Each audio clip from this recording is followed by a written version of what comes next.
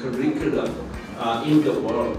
And now we are having all the global experts to work with doctors who are interested to be in LGBT medicine in India, to work together and to provide a new democratization of healthcare delivery into the clinics via Clinic of the Future and into the home later via a technology-enabled home health.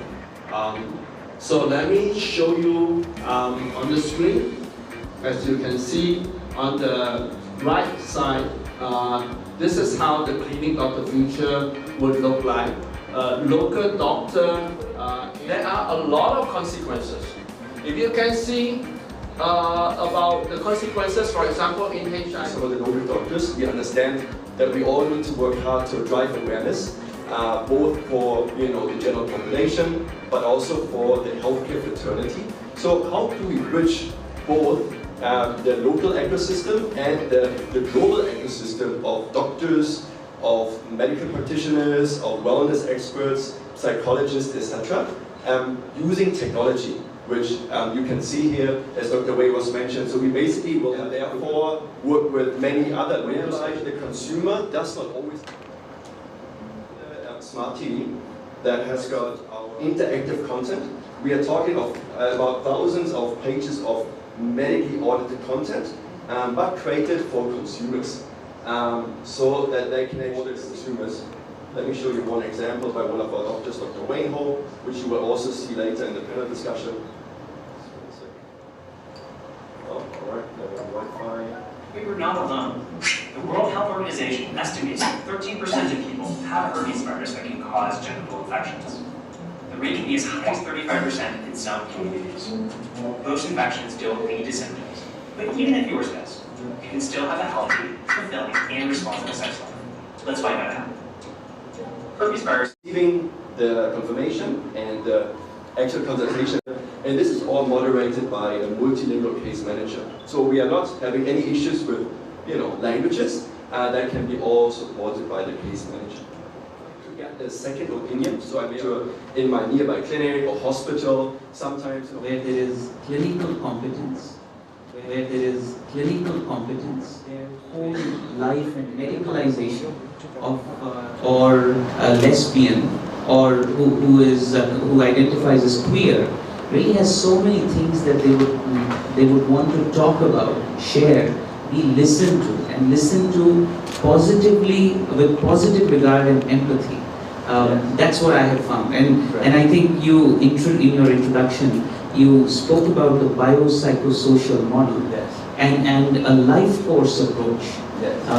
One of the things I'm really enjoying these days is guiding couples, especially non-traditional couples, with positive planning of their family and also positive aspect. Now let me introduce Dr. Vasan, a very, very famous men's health expert, neurosurgeon. Dr. Vasan, who is unfortunately in another part of India, but Dr. Vasan, now what is your experience with the LGBT community in sexual wellness, mental wellness, along with that social wellness, in a way, so that plus we are meet the doctor first. So the doctor should be maybe a little clinically trained in that kind of LGBTQ medicine, and maybe through that training and a little bit of experience. It's not that all the doctors are quite good, but that training would really help the doctors, the mental aspect, how to talk to the LGBTQ person, whether to use pronouns or how to address them, and maybe a little more of respect to them. And then coming to that, and it should be doctor friendly, more friendly than the regular people. Hi, I'm Dr. Wei. I'm the founder and chairman of Borderless Healthcare Group. Borderless.lgbt is our new initiative targeting to provide health and wellness services to LGBT community in India and outside of India. India has more than 100 million LGBT community that are totally underserved in terms of health and wellness. And this is not only about STD and HIV, we are talking about a whole comprehensive management that goes on from, gender resolution, looking at how they can resolve some confusion about the gender preference, and counseling right down to even family planning for LGBT, right down to even mindfulness for LGBT, etc. So these are all very, very important topics. We think that in Asia it is very underserved, and this is the right time for us to really work with local doctors and also global experts to put them together so that they can democratize the healthcare delivery to LGBT in India and across the world. So the service is offline or online, virtual? How is it? The service is an online, offline play where the technology of the big screen are put in the clinic. So we are able to transform the GP clinic, say in India, to become an LGBT clinic of the future.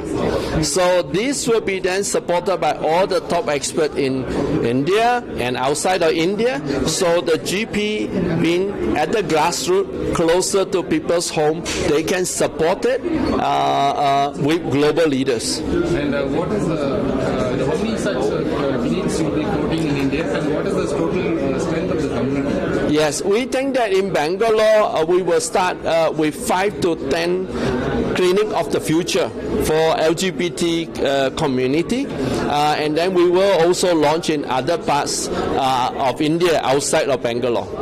So the people who are affected from LGBT and how differentiate from LGBT to HIV? How is it different? Yeah. The HIV risk in LGBT community is many times higher than the non-LGBT community.